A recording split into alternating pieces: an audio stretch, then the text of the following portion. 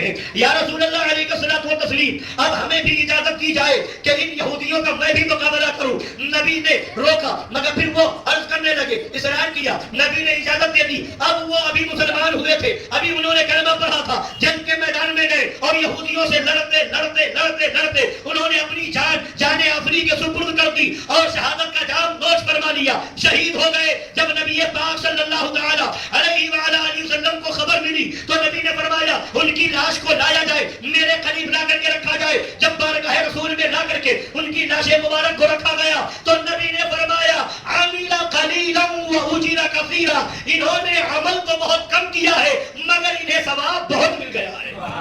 عمل بہت کم کیا ہے مگر ثواب اجر بہت مل گیا ہے. اللہ اکبر.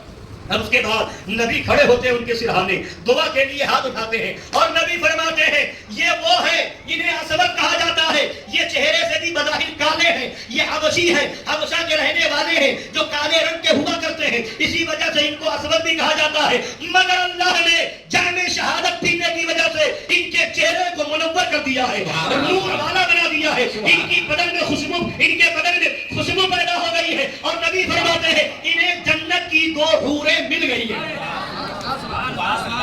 دیکھا صحابہ نے تو ان کے جسم پاک سے خوشبو نکل رہی تھی.